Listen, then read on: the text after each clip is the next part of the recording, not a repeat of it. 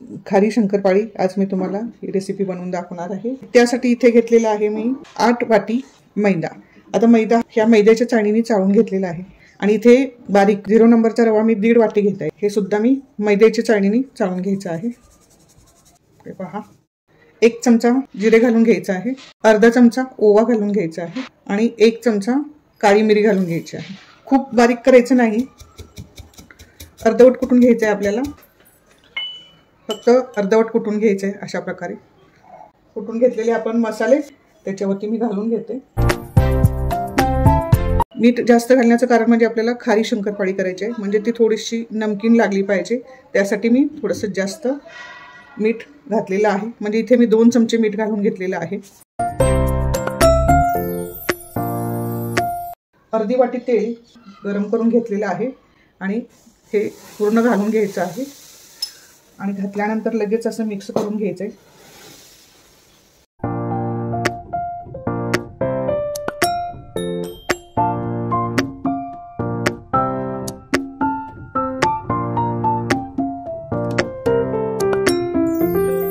हे मोहन जे घातलेलं आहे ते मैदा आणि रव्याला पूर्ण लागलं पाहिजे, त्यासाठी असं हाताने छान चोळून घ्यायचे।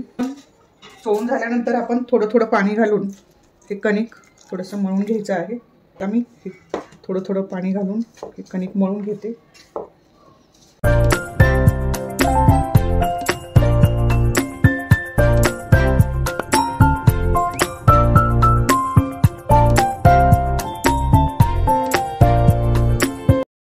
आता हे 1 तास असं पीठ मुरत ठेवणार आहे मी। रवा छान फुललेला आहे, कणिकची क्वांटिटी वाढलेली आहे, तुम्ही बघू शकता। आता हे थोडंसं आपण असंच मळून घेऊया,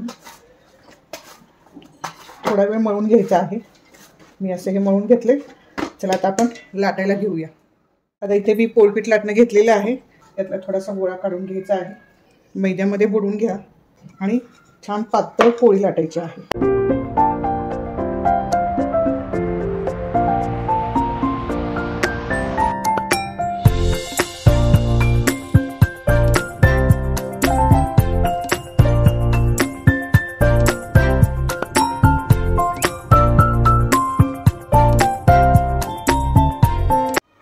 आता इथे मी कढईमध्ये तेल ठेवलेलं आहे गरम करायला।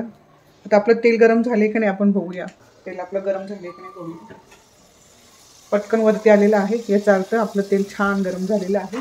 असं घालून घ्यायचं आहे, मस्त पटकन फुलतात आणि मोकळ्या होतात। तुम्ही बघू शकता बिलकुल चिकटत नाही आहेत एकमेकाला।